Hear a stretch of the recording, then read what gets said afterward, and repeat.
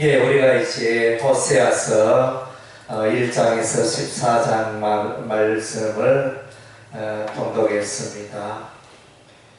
예, 이 호세아서는 이제 소선지서 12권 가운데 처음 시작이 되는 책이 바로 호세아서가 되어집니다. 예, 하나님의 그 애틋한 사랑, 그의 백성을 향한 애틋한 사랑이 잘 나타나 있습니다. 예, 그래서 이제 이 역사적 배경은, 호세아서의 역사적 배경은 이제 아수르에게 멸망하기 얼마 전에 기록된 예언된 말씀으로 보여집니다. 예, 그래서 이제 완전히 멸망했다 이런 내용이 아니고 이제 멸망하게 될 것이다 이런 식으로 이제 계속 예언해 주고 있습니다. 우리가 이제 호세아서를 보면 이제 다른 대다수의 선지서가 그러하듯이 틀이 있습니다.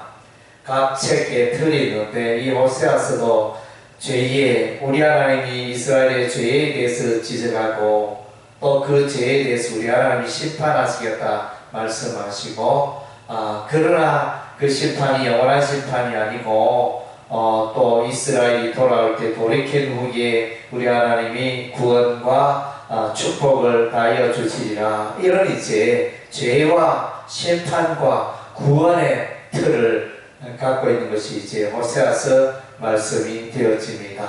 예, 결국은 이제 이 호세아 선지자가 외친 것은 이스라엘 백성들이 여호와 하나님을 떠나서 우상을 숭배하고 바알을 숭배하고 그런 죄에 대해서 계속 우리 하나님이 호세아 선지자가 외치게 되어집니다. 그래서 이제 호세아서 1장에 보면 이제 호세아가 자녀를 낳게 되어졌는데, 첫째는 이제 이스라엘, 이 뜻은 이제 흩어리라 이런 의미가 있고, 둘째는 이제 로루하마, 예, 로루하마 뜻은 이제 하나님의 긍휼이 이제 없다 이런 뜻 의미가 되어지고, 셋째 자녀는 로암미, 그래서 이제 너는 내 백성이 아니다. 예, 그래서 이런 이름을 통하여 이제 북이스라엘을 향하여 이제 경고하며 심판이 있을 것을 이제 예고하고 있습니다. 예, 그래서 이제 우리 하나님의 마음을 이제 이 유대에서 이방인으로 옮겨가는 그런 장면도 호세아서의 2장 23절에 보면 나타나 있습니다. 이제 유대인들을 향한 하나님의 그 사랑이 이제 이방인들로 옮겨간다, 이런 이제 표현으로 나타나 있는데, 이 장면은 이제 로마서에 인용이 되어져 있습니다. 그래서 이제 이 북이스라엘 백성들이 타락하게 되어진 것은 이제 하나님의 말씀에 대한 지식이 없었기 때문에 그 심판을 받게 되어집니다.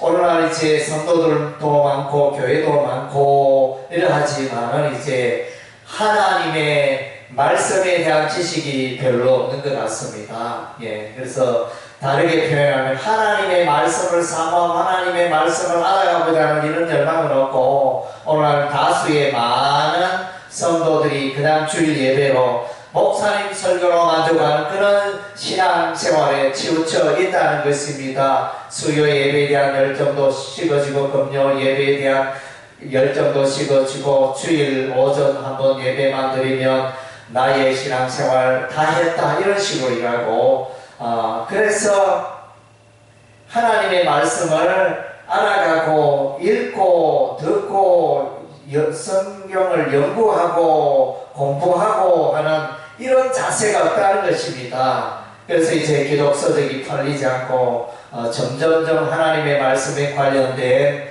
그런 사업들은 쇠퇴하는 그런 가운데 있습니다. 참으로 안타까운 일이 아닐 수가 없습니다. 하나님의 말씀이 없을 때 무너집니다. 예, 그래서 신앙의 모습은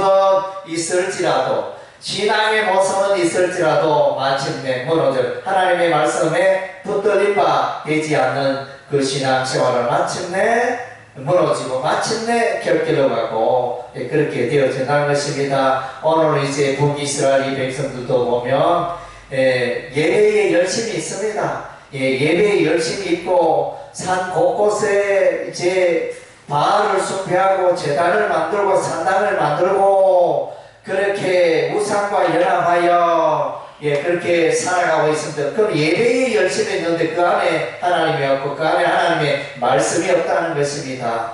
번제 제사는 부제를 드리는데 여호와 하나님을 알지 못한다는 것입니다. 그래서 이제 너희들의 무거운 마음을 기경하라 이렇게 호세아 선지자가 외치고 있습니다. 또 다르게 표현하기로는 이제 율법을 망가지로 기록하였으나 너희는 그 율법이 너희와는 아무 관계가 없는 이상한 것으로 여기도다 이렇게 말씀하고 있습니다. 에레미야 선지자도 이스라엘 백성들이 율법의 말씀을 무시한 것을 이제 또 경고했던 것을 기억합니다.